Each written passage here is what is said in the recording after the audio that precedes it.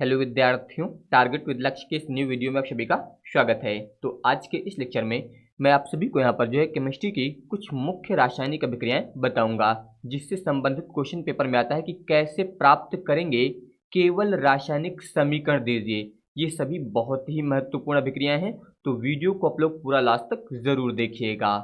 तो सबसे पहले ध्यान दीजिए, यहाँ पर लिखा है एसिटिक अम्ल से एथिल अमीन। ये आप जो है कैसे प्राप्त करेंगे, इसके लिए आपको यहाँ पर रासायनिक समीकरण देना है। तो बात हुई है एसिटिक अम्ल की, इससे आपको क्या प्राप्त करना है, एथिल अमीन। तो सबसे पहले एसिटिक अम्ल, इसका सूत्र होता है CH3COOH। ये होता है आपका एसिटिक अम्ल। तो सबसे पहले जो है आपको इसकी क्रिया अमोनिया यानी कि NH3 से कराना है। तो जब आप इसकी क्रिया अमोनिया से कराएंगे तो इसमें बनता है आपका अमोनियम एसीटेट यानी कि CH3COO, इसके अलावा NH4। तो जब आप यहाँ पर इसकी क्रिया अमोनिया से कराएंगे तो इसमें बन जाएगा यहाँ पर अमोनियम एसीटेट। इसके बाद जो है यहाँ पर इसकी क्रिया शुष्क जल से होगी। यहाँ पर इसकी क्रिया जो है आपको शुष्क जल यानी कि H2O से कराना है, यानी कि शुष्क जल की उपस्थिति में आपको यहाँ पर इसका आश्वन कराना है। तो जब आप यहाँ पर शुष्क जल की उपस्थिति में इसका आश्वन कराएंगे तो इसमें बनता है एसिटामाइड यानी कि CH3CONH2, ये बन जाएगा। तो सबसे पहले ध्यान दीजिए, ये आपको यहाँ पर दिया गया है एसिटिक अम्ल। जब आप इसकी क्रिया अमोनिया से कराते हैं तो इसमें बनता है अमोनियम एसीटेट। ये यहाँ पर बना है अमोनियम एसीटेट, ये हो जाएगा। इसके बाद जब शुष्क जल की उपस्थिति में आप इसका आश्वन कराते हैं तो इसमें यहाँ पर बनता है एसीटेमाइड। ये यहाँ पर बन गया है इसमें एसीटेमाइड, ये हो जाएगा। इसके बाद यहाँ पर जो एसीटामाइड बना है इसकी क्रिया जो हम लोग फास्फोरस पेंटाऑक्साइड की उपस्थिति में कराएंगे। इसकी क्रिया जो है फास्फोरस पेंटाऑक्साइड यानी कि ये होता है आपका P2O5, इसकी उपस्थिति में आपको यहाँ पर इसकी क्रिया करानी है। जब इसकी उपस्थिति में क्रिया कराएंगे तो इसमें से जो है जल निकलेगा आपका, यानी कि H2O, जल यहाँ से निकल जाएगा और इसमें बन जाएगा आपका मेथिल साइनाइड यानी कि CH3CN। ये जो बना है इससे बोला जाता है मेथिल साइनाइड। अब मेथिल साइनाइड की क्रिया यहाँ पर जो हम लोग सोडियम और अल्कोहल से कराएंगे, यानी कि यहाँ पर जो है अपचयन कराया जाएगा Na+C2H5OH द्वारा। तो जब यहाँ पर इसका अपचयन कराया जाएगा तो इसमें जो है 4 नवजात हाइड्रोजन निकलेंगे इस प्रकार से, और ये इससे क्रिया करेंगे तो यहाँ पर बनेगा आपका एथिल एमीन यानी कि CH3CH2NH2। इस प्रकार से ये यहाँ पर बन जाएगा एथिल एमीन। आप इससे ऐसा लिख सकते हैं या फिर ऐसा लिख सकते हैं C2H5, ध्यान दीजिए 2 कार्बन है, इसके अलावा 3 हाइड्रोजन, ये 2 ये, तो C2H5NH2। चाहे आप इसे ऐसा लिख दीजिए या फिर ऐसा लिख दीजिए, तो ये यहाँ पर बन जाएगा एथिल एमीन। तो इस प्रकार जो है एसिटिक अम्ल से एथिल एमीन प्राप्त किया जाता है। तो इस प्रकार आप यहाँ पर इसका रासायनिक समीकरण लिखेंगे। इसके बाद ध्यान दीजिए, अगला यहाँ पर है फॉर्मेल्डिहाइड से एसिटाल्डिहाइड। आप कैसे प्राप्त करेंगे, इसके लिए आपको रासायनिक समीकरण लिखना है। तो यहाँ पर ध्यान दीजिए, बात हुई है फॉर्मेल्डिहाइड की। फॉर्मेल्डिहाइड होता है HCHO, ये होता है फॉर्मेल्डिहाइड। तो इसका जो है यहाँ पर अपचयन कराया जाएगा। तो अपचयन के लिए यहाँ पर 2 नवजात हाइड्रोजन यूज किए जाएंगे। जब इसकी क्रिया इससे होगी तो इसमें बनता है मेथिल अल्कोहल यानी कि CH3OH। ये जो बना है इससे बोला जाता है मेथिल अल्कोहल, मेथिल अल्कोहल, ये हो जाएगा। इसके बाद यहाँ पर जो मेथिल अल्कोहल है इसकी क्रिया हम लोग कराएंगे यहाँ पर PCl5 से।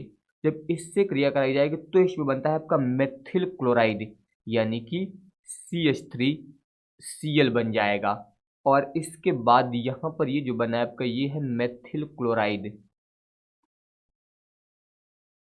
Methyl chloride.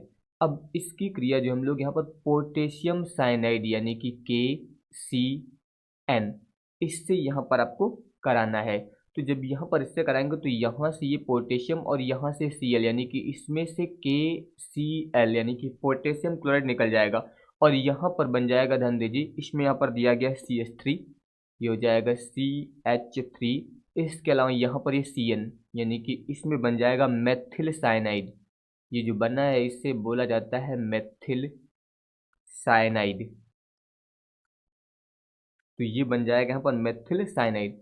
अब इसका अपचयन हम लोग दोबारा से कराएंगे और अब की बार इसका अपचयन जो है यहाँ पर Na प्लस एल्कोहल यानी कि C2H5OH इसकी उपस्थित में कराएंगे। तो यहाँ पर जो इसमें 4 नवजात हाइड्रोजन निकलेंगे और जब इसकी क्रिया यहाँ पर इससे होगी मेथिल साइनाइड से, तो इसमें बनता है एथिलमीन यानी कि CH3, इसके अलावा CH2 NH2। तो ये जो बना है इससे बोला जाता है एथिलएमीन, एथिलएमीन। तो यहाँ पर ये बन गया है एथिलएमीन। अब इसकी क्रिया जो हम लोग नाइट्रिक अम्ल यानी कि यहाँ पर HNO2 से कराएंगे। जब इससे क्रिया कराई जाएगी तो इसमें बनता है आपका एथिल अल्कोहल यानी कि CH3 CH2OH, ये बन जाएगा आपका यहाँ पर एथिल अल्कोहल। अब इसके बाद जो है यहाँ पर इसका ऑक्सीकरण कराया जाएगा, इसका यहाँ पर जो है ऑक्सीकरण होगा और ऑक्सीकरण जो होगा ये पोटेशियम डाइक्रोमेट यानी कि K2Cr2O7 और इसके अलावा सल्फ्यूरिक अम्ल यानी कि H2SO4 इसकी उपस्थित में जो है यहाँ पर इसका ऑक्सीकरण कराया जाएगा। तब इसमें आपका बनेगा यहाँ पर एसिटल्डिहाइड यानी कि CH3CHO। तब यहाँ पर लास्ट में क्या बन जाएगा आपका एसिटल्डिहाइड। ये यहाँ पर आप इसका नाम लिख सकते हैं एसिटल्डिहाइड, इस प्रकार से। तो फॉर्मेल्डिहाइड से एसिटल्डिहाइड जो है आप इस प्रकार से प्राप्त करेंगे। सबसे पहले यहाँ पर फॉर्मेल्डिहाइड का जब अपचयन होगा तो ये बनेगा मेथिल अल्कोहल, इसकी क्रिया आप PCl5 से कराएंगे तो बनेगा मेथिल क्लोराइड। फिर इसकी क्रिया आप यहाँ पर पोटेशियम साइनाइड से कराएंगे तो बनेगा मेथिल साइनाइड। फिर इसका यहाँ पर जो है सोडियम और अल्कोहल की उपस्थिति में जब अपचयन होगा तो इससे बन जाएगा आपका एथिलमीन और इसकी क्रिया जब आप HNO2 से कराएंगे तो बनेगा आपका यहाँ पर एथिल अल्कोहल। ये जो बना है इससे बोला जाता है एथिल अल्कोहल। और इसके बाद यहाँ पर जो ये एथिल अल्कोहल बना है जब इसका आप ऑक्सीकरण कराएंगे पोटेशियम डाइक्रोमेट और सल्फ्यूरिक अम्ल की उपस्थिति में, तब इसमें बनेगा यहाँ पर एसिटल्डिहाइड। इस प्रकार से आपको यहाँ पर इसका समीकरण लिखना है। इसके बाद ध्यान दीजिए अगला यहाँ पर है एसीटोन से क्लोरोफॉर्म कैसे प्राप्त करेंगे। अब आपको इसके लिए रासायनिक समीकरण लिखना है। तो बात हुई है एसीटोन की, एसीटोन यहाँ पर हो जाएगा CH3, इसके अलावा आप लिख सकते हैं CH3, ये हो जाएगा एसीटोन। इसकी क्रिया जो आपको करानी रहेगी क्लोरीन से यानी कि Cl2 से, इसके अलावा सोडियम हाइड्रोक्साइड यानी कि NaOH से। जब इससे आप यहाँ पर इसकी क्रिया कराएंगे तब इसमें आपका बनता है क्लोरोफॉर्म यानी कि CHCl3, ये बनेगा। इसके अलावा साथ में इसमें बनता है सोडियम एसीटेट यानी कि CH3COONA, ये बन जाएगा। और इसके अलावा NaCl यानी कि सोडियम क्लोराइड और साथ में यहाँ पर बनेगा जल। इस प्रकार से अगर आप इस समीकरण को संतुलित करेंगे तो संतुलित करने के लिए 3 से यहाँ पर गुणा होगा और 4 से यहाँ पर, इसके अलावा 3 से यहाँ पर भी गुणा हो जाएगा और 3 से यहाँ पर भी हो जाएगा। तो इस प्रकार से ये समीकरण जो यहाँ पर संतुलित होगा। तो ये जो बना है इसका नाम अब आपको याद रखना है क्लोरोफॉर्म, क्लोरोफॉर्म। इसके अलावा आपको बता दिया गया, ये आपको दिया गया है एसीटोन। इसकी क्रिया जब आप क्लोरीन और सोडियम हाइड्रोक्साइड यानी कि कॉस्टिक सोडा से कराते हैं तब इसमें आपका बनता है क्लोरोफॉर्म। इसके अलावा ये जो बना है इसका नाम अगर आप लिखना चाहें तो आप बता सकते हैं सोडियम एसीटेट, ये यहाँ पर है सोडियम एसीटेट। इसके अलावा NaCl यानी कि सोडियम क्लोराइड, ये आपको दिया गया है। इसके बाद ध्यान दीजिए अगला है बेंजोइक एसिड से एनिलीन। बात हुई है बेंजोइक एसिड की यानी कि C6H5COOH, ये होता है आपका बेंजोइक एसिड। इसको जो है आपको अमोनिया के साथ गर्म करना है, यानी कि NH3 के साथ आपको जो है इसे गर्म करना है। तो जब गर्म करेंगे तो इसमें बनता है C6H5CO ये बन जाएगा। और इसके बाद जो है आपको इसकी क्रिया जो है ब्रोमीन यानी कि Br2 और इसके अलावा पोटेशियम हाइड्रोक्साइड यानी कि KOH से करानी है। तब इसमें आपका बनता है एनिलीन यानी कि C6H5NH2, इससे बोला जाता है एनिलीन। ये हो जाएगा एनिलीन और ये दिया गया आपको बेंजोइक एसिड। तो इस प्रकार जो है बेंजोइक एसिड से एनिलीन बना सकते हैं। इसके बाद ध्यान दीजिए अगला अगला यहाँ पर है नाइट्रोजन से अमोनिया, यानी कि नाइट्रोजन से आप अमोनिया कैसे प्राप्त करेंगे। इसके लिए आपको रासायनिक समीकरण लिखना है, बहुत ही सिंपल है। ध्यान दीजिए नाइट्रोजन की बात हुई है तो नाइट्रोजन यहाँ पर हो जाएगा N2 और इसकी क्रिया आपको करानी है हाइड्रोजन से। हाइड्रोजन के यहाँ पर जो है इसमें 3 अणु आपको प्रयोग करने हैं। जब आप इससे क्रिया कराएंगे तो इसमें आपका बन जाएगा अमोनिया यानी कि NH3। इसे संतुलित करने के लिए ध्यान दीजिए नाइट्रोजन कितने हैं 2 और यहाँ पर हाइड्रोजन 3 दूनी 6, तो यहाँ पर आपको 2 से गुणा कर देना, 2 नाइट्रोजन हो जाएंगे और हाइड्रोजन 6 हो जाएंगे। इस प्रकार यहाँ पर ये बन जाएगा अमोनिया। और इसके अलावा ये आपको दिया गया है यहाँ पर नाइट्रोजन। तो जब नाइट्रोजन की क्रिया आप यहाँ पर हाइड्रोजन से करा देंगे, नाइट्रोजन की क्रिया जब आप हाइड्रोजन से कराएंगे तब इसमें बनेगा आपका अमोनिया। इसके बाद ध्यान दीजिए अगला है नाइट्रोजन डाई ऑक्साइड से नाइट्रिक ऑक्साइड कैसे बनाएंगे। इसके लिए ध्यान दीजिए नाइट्रोजन डाई ऑक्साइड यानी कि ये होता है आपका NO2, ये होता है नाइट्रोजन डाई ऑक्साइड। इससे ध्यान दीजिए जब आप गर्म करेंगे तो इसमें आपका बनता है नाइट्रिक ऑक्साइड और इसके अलावा ऑक्सीजन यानी कि O2। अगर इसे आपको संतुलित करना है तो संतुलित करने के लिए यहाँ पर जब 2 से गुणा करिए तो 2N हो जाएंगे, तो यहाँ पर भी आपको 2 से गुणा करना पड़ेगा, 2N यहाँ पर भी हो जाएंगे। और ऑक्सीजन ध्यान दीजिए 2 यहाँ पर 2 यहाँ पर 4 हो गए और 2 दूनी 4। तो ये आपको दिया गया है यहाँ पर नाइट्रोजन डाई ऑक्साइड और ये जो बना है इससे बोला जाता है नाइट्रिक ऑक्साइड। इस प्रकार जो है यहाँ पर नाइट्रोजन डाइऑक्साइड से नाइट्रिक ऑक्साइड प्राप्त होता है। इसके बाद ध्यान दीजिए अगला यहाँ पर है बेंजोइक अम्ल से एमाइड कैसे प्राप्त करेंगे। इसके लिए आपको रासायनिक समीकरण देना है। तो बात हुई बेंजोइक अम्ल की यानी कि C6H5COOH। तो यहाँ पर इसे जो है आपको अमोनिया के साथ क्रिया करानी है यानी कि NH3 के साथ। तो जब इसके साथ क्रिया कराएंगे तो सबसे पहले बनेगा आपका अमोनियम बेंजोएट यानी कि C6H5COONH4। यहाँ पर क्या बन जाएगा अमोनियम बेंजोएट। और इसके बाद जब इसे आप गर्म करेंगे तो गर्म करने पर इसमें से निकलेगा आपका जल यानी कि H2O। जब यहाँ से जल निकल जाएगा तो ध्यान दीजिए एक ऑक्सीजन यहाँ से निकला और इसमें से 2 हाइड्रोजन निकल गए, तो इसका मतलब यहाँ पर हो जाएगा C6H5 इतना हुआ। इसके अलावा CO एक ऑक्सीजन यहाँ से निकल गया है, इसके अलावा NH ध्यान दीजिए 2 हाइड्रोजन यहाँ से निकल गए 2। तो ये जो बना है इसे बोला जाता है एमाइड, ये यहाँ पर हो जाएगा एमाइड। और ये जो बना था इसे बोलते हैं अमोनियम बेंजोएट,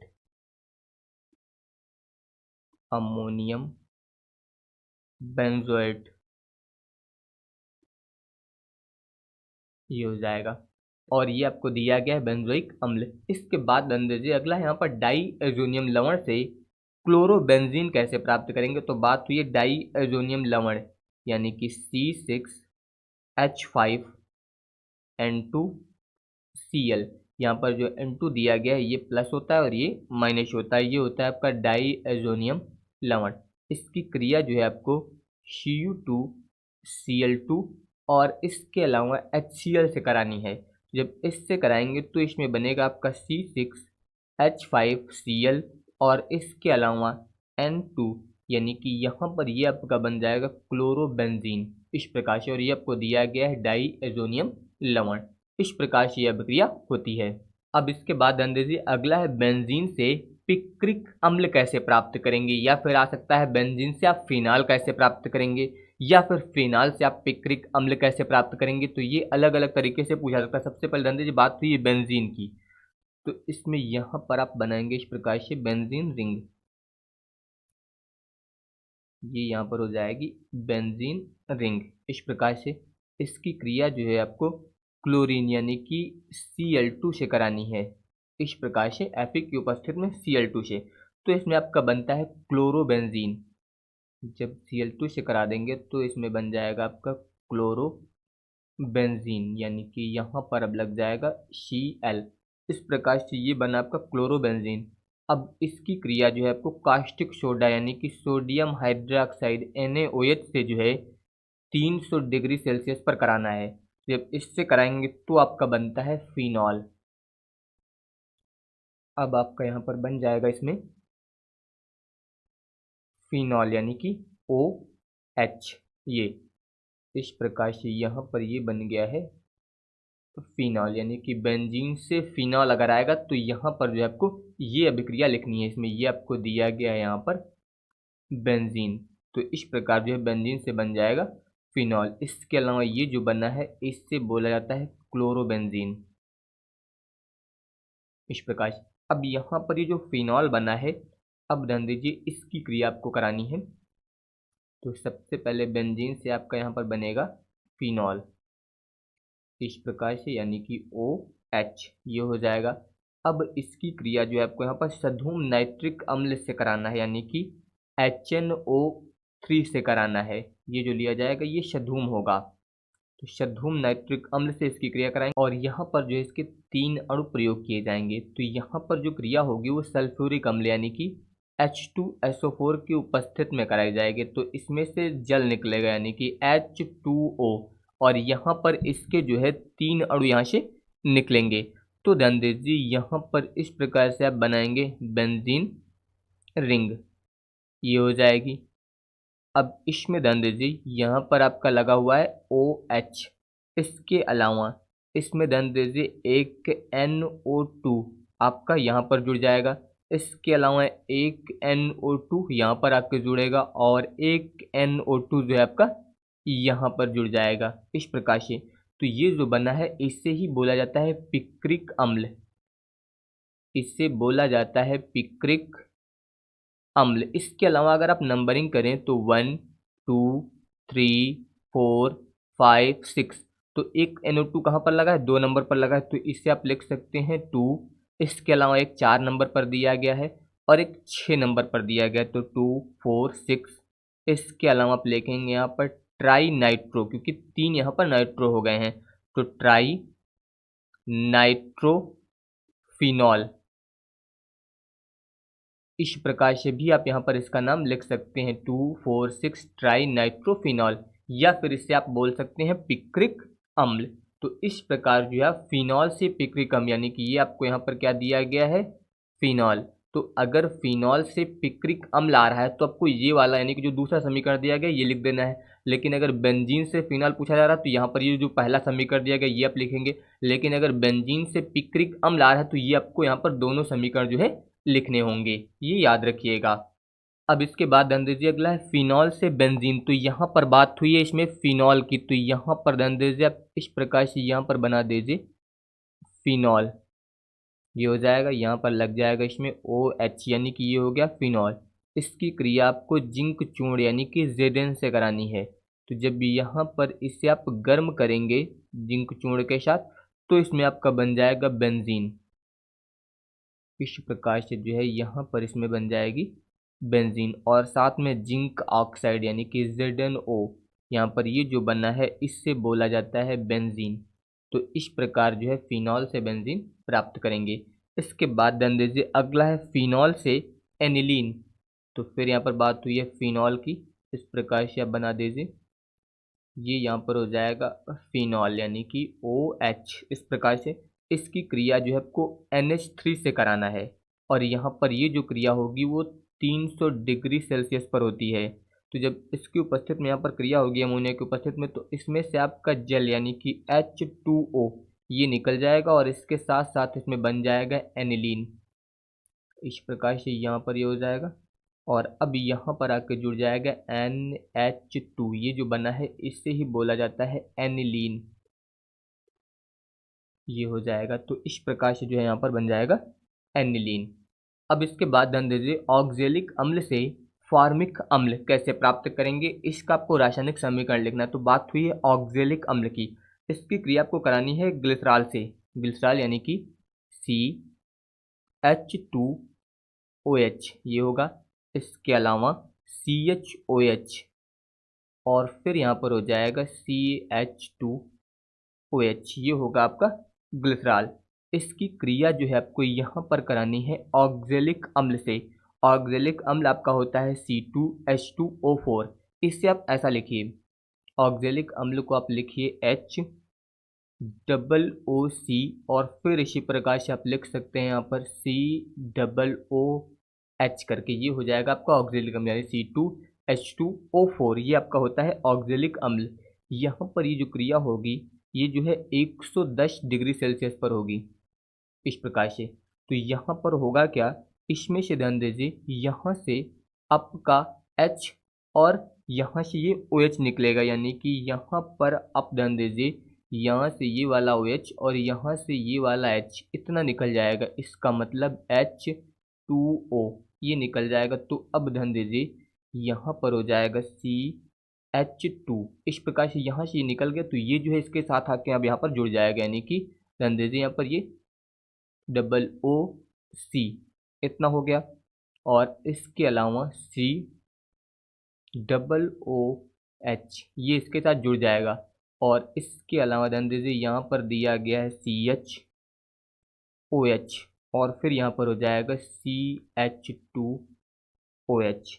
इस प्रकार से यहाँ पर ध्यान दीजिए ये हो गया CH2OH और इसके अलावा यहाँ पर CH2OOC और इसके अलावा ये COOH। तो ये जो बना है इससे बोला जाता है ग्लिसरॉल मोनोऑक्सलेट, इससे बोला जाता है ग्लिसरॉल मोनोऑक्सलेट। अब इससे जो है आपको यहाँ पर इसे गर्म करना है।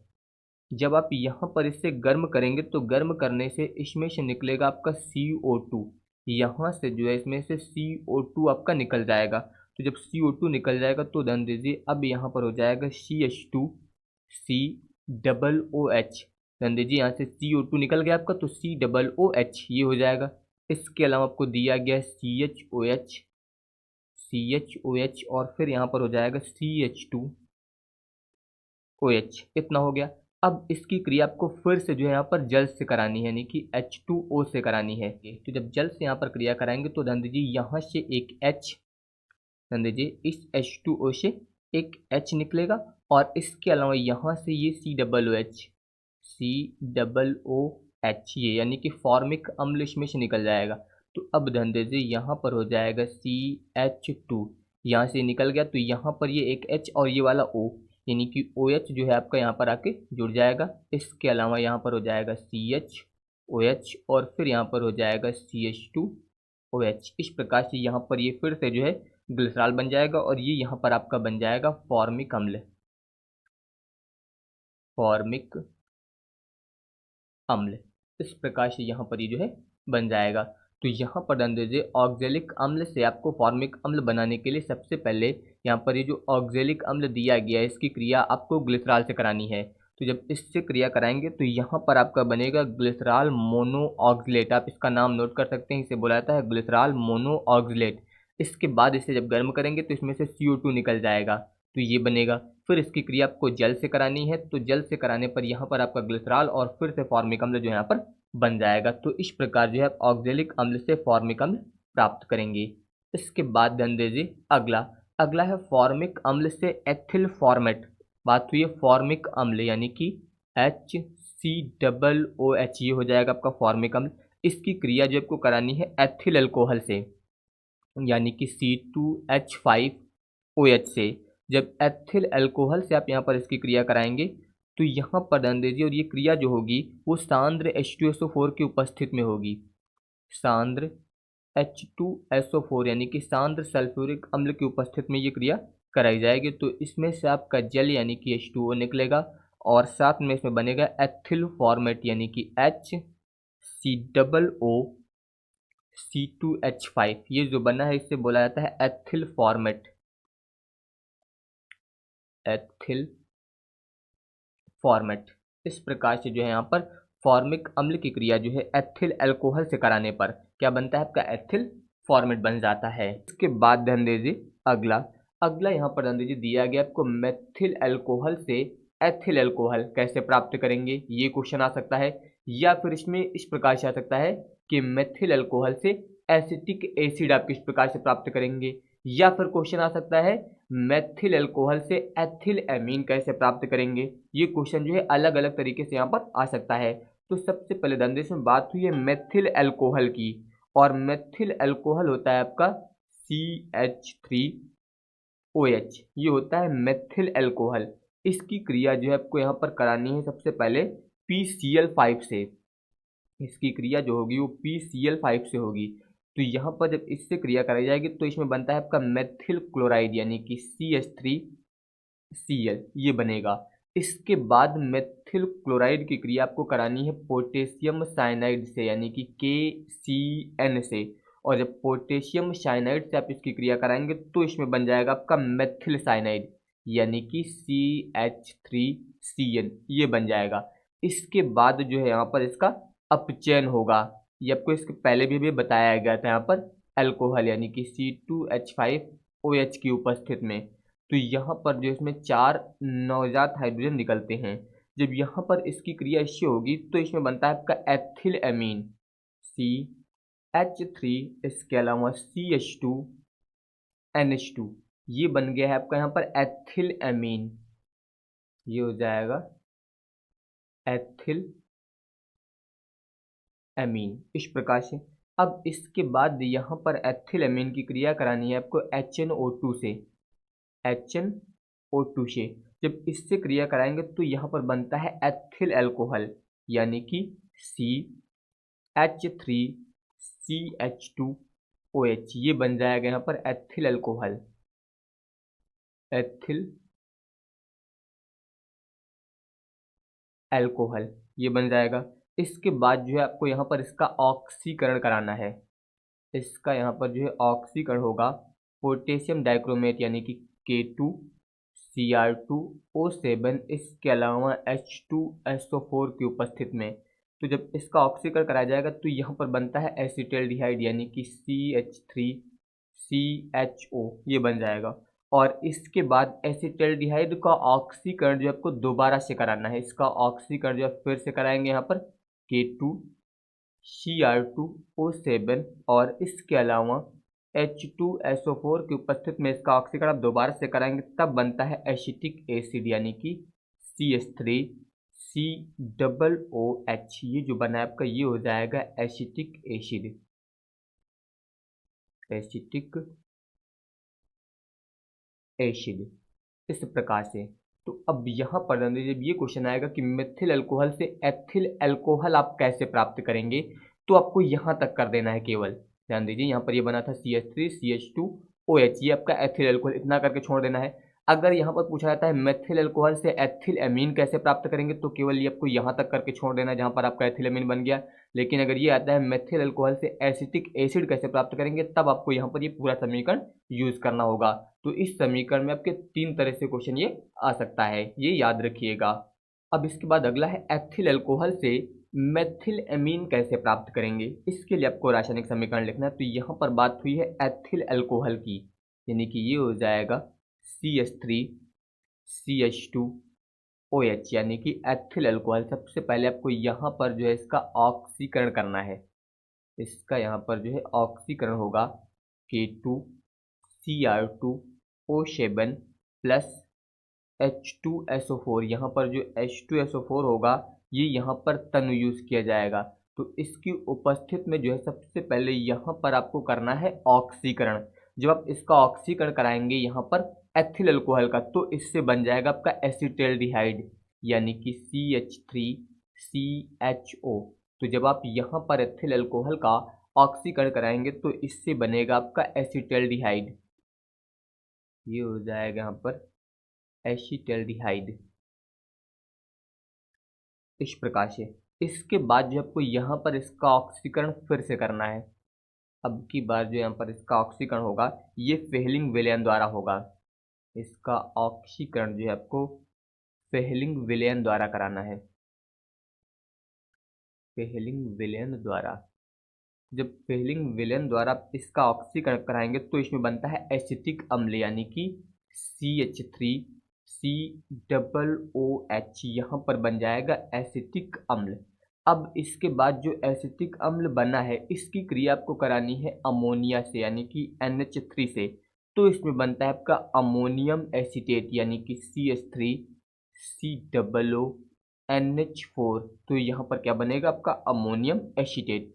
अब इसके बाद जब आप यहाँ पर अमोनियम एसीटेट को गर्म करेंगे तो बनता है एसीटामाइड यानी कि CH3CONH2 यहाँ पर बन जाएगा एसीटामाइड। अब इसके बाद जो है यहाँ पर इसकी क्रिया करानी है Br2+4KOH यानी कि पोटेशियम हाइड्रोक्साइड की उपस्थिति में। जब इसकी उपस्थिति में क्रिया कराई जाएगी तो इसमें से आपका निकलेगा 2KBr यानी कि पोटेशियम ब्रोमाइड निकलेगा। इसके अलावा इसमें से निकलेगा आपका K2CO3 ये निकल जाएगा यहाँ पर। और इसके अलावा इसमें से निकलेगा जल यानी कि H2O।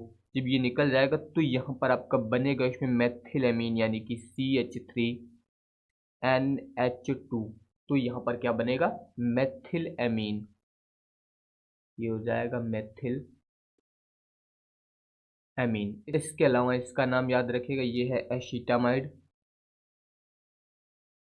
ये हो जाएगा एसीटामाइड। इसके अलावा ये है अमोनियम एसीटेट, अमोनियम एसीटेट। और इसके अलावा ये जो बना है इसे बोलते हैं यहाँ पर ध्यान दीजिए CH3COOH यानी कि एसिटिक अम्ल,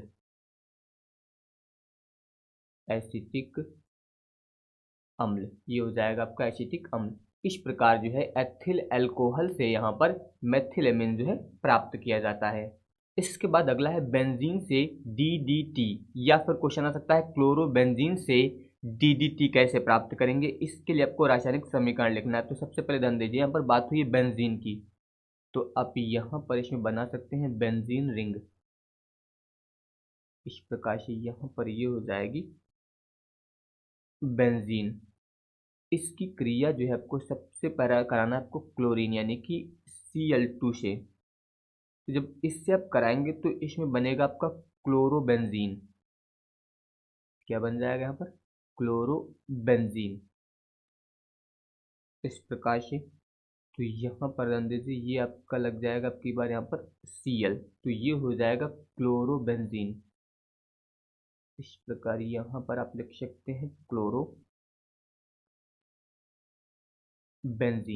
इस प्रकार से। तो अब आपको यहाँ पर ये जो क्लोरोबेंजीन है इसकी क्रिया करानी है ट्राईक्लोरोएसिटल्डिहाइड से। ट्राईक्लोरोएसिटल्डिहाइड ये होता है आपका CCl3CHO, ये होता है ट्राईक्लोरोएसिटल्डिहाइड, नाम आप इसका नोट कर सकते हैं। इसके अलावा ध्यान दीजिए यहाँ पर बना है आपका क्लोरोबेंजीन। क्लोरोबेंजीन के आपको यहाँ पर दो अणु लेने हैं। क्लोरोबेंजीन का सूत्र होता है C6H5Cl, इसका सूत्र होता है C6। इसके अलावा होता है H5, तो H5 के लिए इस प्रकार से लिखिए, यहाँ पर लिखिए H4, एक H आप अलग लिख दीजिए इस प्रकार से, तो ये बन जाएगा आपका H5। इसके अलावा Cl ये हो गया। इसके अलावा आपको यहाँ पर क्लोरोबेंजीन के दो अणु प्रयोग करने हैं C6H4Cl इस प्रकार से।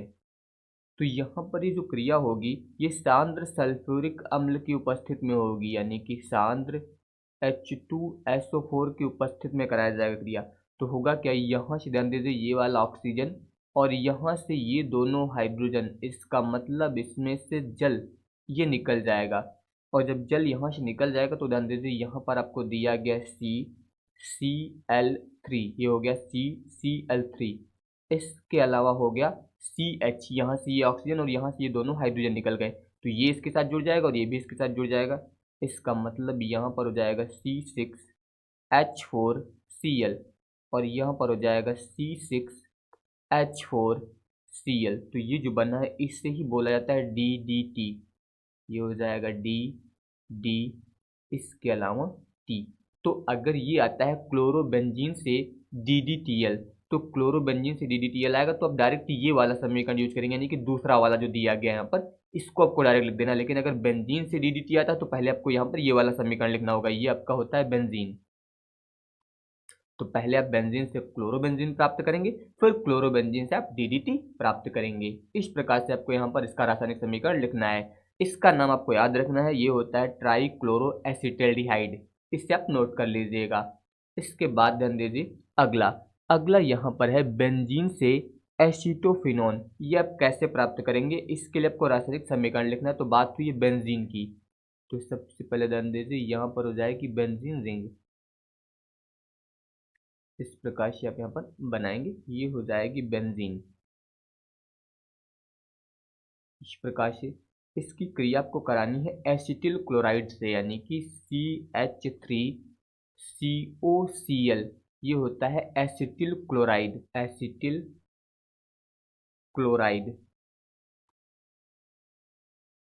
ये हो जाएगा। तो यहाँ पर बेंजीन की क्रिया हम लोग कराएंगे पहले एसिटिल क्लोराइड से, और यहाँ पर ये जो क्रिया होगी ये जो है शुष्क AlCl3 की उपस्थिति में कराई जाएगी। जब इससे क्रिया कराई जाएगी तो इसमें से आपका HCl यानी कि हाइड्रोक्लोरिक अम्ल निकलेगा। इसके अलावा यहाँ पर बनेगा एसीटोफिनोन, यानी कि ये हो जाएगी इस प्रकार से यहाँ पर बेंजीन रिंग। और इसमें यहाँ पर अब जुड़ जाएगा आपका COCH3। तो ये जो बना है इससे बोला जाता है एसीटोफिनोन। ये हो जाएगा एसीटोफिनोन।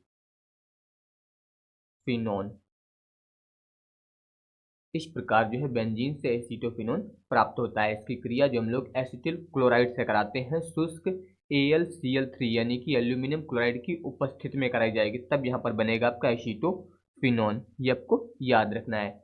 इसके बाद है फिनॉल से बेंजीन कैसे प्राप्त करेंगे, इसके लिए आपको रासायनिक समीकरण लिखना है। तो बात हुई है फिनॉल की, तो यहाँ पर ध्यान दीजिए फिनॉल। इसका आप संरचना सूत्र इस प्रकार से बनाएंगे, यहाँ पर हो जाएगी बेंजीन रिंग और इसमें ऊपर लग जाएगा OH। ये होता है आपका फिनॉल। इसकी क्रिया जो है आपको जिंक से करानी है। यहाँ पर ये क्रिया जो होगी वो जिंक चूर्ण से होगी, आप लोग याद रखिएगा। ये क्रिया जिंक चूर्ण की उपस्थिति में कराई जाएगी। तो इसमें से आपका जिंक ऑक्साइड यानी कि ZnO निकलेगा, और इसके अलावा यहाँ पर ध्यान दीजिए इसमें बन जाएगी बेंजीन। ये यहाँ पर हो जाएगा बेंजीन। इस प्रकार से जो है यहाँ पर फिनॉल से बेंजीन प्राप्त करते हैं, ये हो जाएगी बेंजीन। अब इसके बाद ध्यान दीजिए एथिल अल्कोहल से एथिलीन कैसे प्राप्त करेंगे, इसके लिए आपको रासायनिक समीकरण लिखना है। तो यहाँ पर बात हुई है एथिल अल्कोहल यानी कि C2H5OH। ये हो जाएगा। यहाँ पर इसकी क्रिया जो है वो सांद्र सल्फ्यूरिक अम्ल से करानी है, यानी कि सांद्र H2SO4। और जो सांद्र H2SO4 यूज होगा ये आधिक्य में होगा, यानी कि ये जो है यहाँ पर अधिकता में लिया जाएगा। ये आपको याद रखना है कि ये जो है यहाँ पर आधिक्य में यूज होगा। तो यहाँ पर आप लिख सकते हैं सांद्र H2SO4 आधिक्य। और यहाँ पर जो टेम्परेचर होगा वो 170 डिग्री सेल्सियस होगा। जब इससे यहाँ पर क्रिया होगी तब इसमें आपका बनेगा एथिलीन, यानी कि CH2 डबल बॉन्ड CH2, और साथ में इसमें निकलेगा जल यानी कि H2O। तो ये यहाँ पर बन जाएगा एथिलीन। इस प्रकार से आप यहाँ पर इसका रासायनिक समीकरण लिखेंगे और ये हो जाएगा आपका एथिल अल्कोहल। इसके अलावा है एसीटोन से मेसिटिलीन कैसे प्राप्त करेंगे, तो यहाँ पर बात हुई है एसीटोन की। इससे आप लिख सकते हैं यहाँ पर CH3 का होल ट्वाइस CO। इस प्रकार से इसके जो है यहाँ पर 3 अणु प्रयोग किए जाएंगे।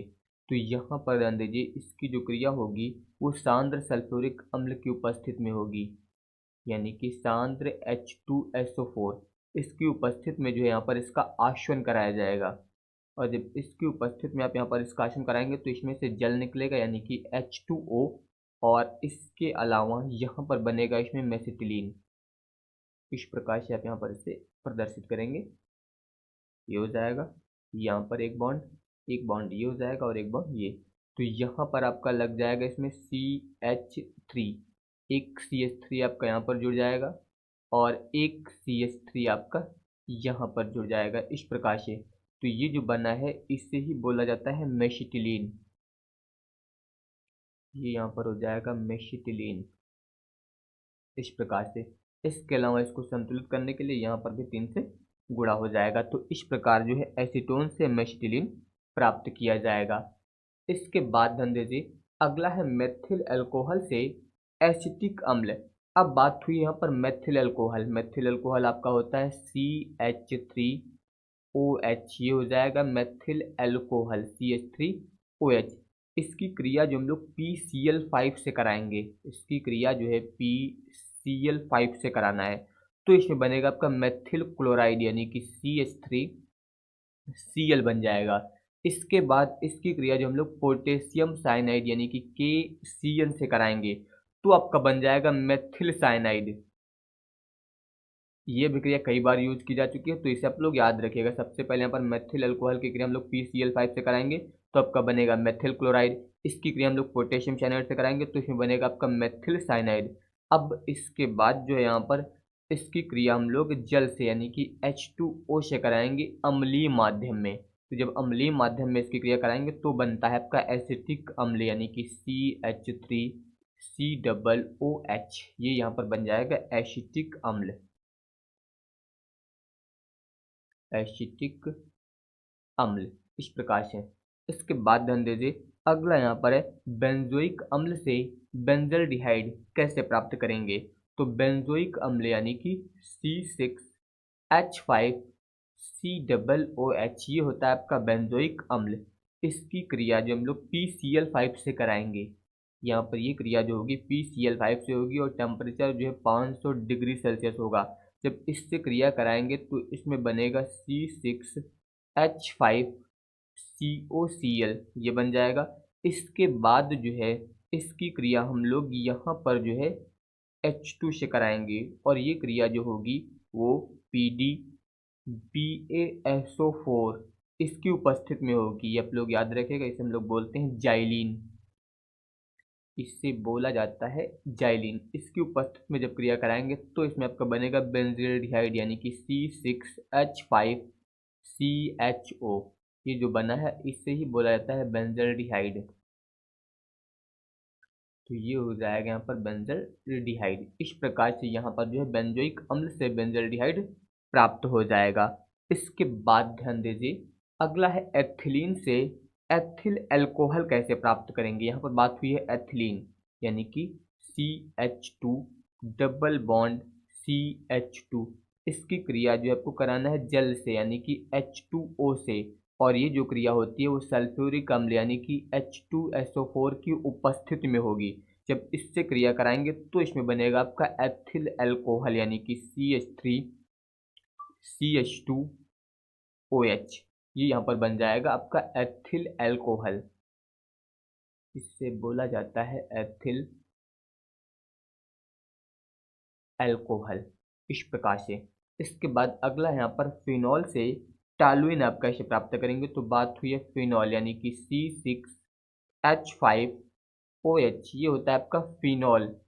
इसकी क्रिया जो होगी वो जिंक की उपस्थिति में कराई जाएगी, तो इसमें बनेगा आपका C6H6। और इसके बाद इसकी क्रिया जो हम लोग कराएंगे मेथिल क्लोराइड यानी कि CH3Cl से, और ये क्रिया जो होगी वो एल्यूमिनियम क्लोराइड यानी कि AlCl3 की उपस्थिति में कराई जाएगी, तो इसमें बनेगा आपका C6H5CH3, इसे ही बोलते हैं टॉलुइन। तो इस प्रकार जो है फिनॉल से टॉलुइन प्राप्त किया जाएगा। इस प्रकार आप यहाँ पर इसका रासायनिक समीकरण लिख सकते हैं। तो आज के इस लेक्चर में जितनी भी अभिक्रियाएं आपको बताई गई, ये सभी जो है मोस्ट इम्पॉर्टेंट अभिक्रियाएं हैं। इन्हें आपको बहुत ही अच्छे से तैयार करना है।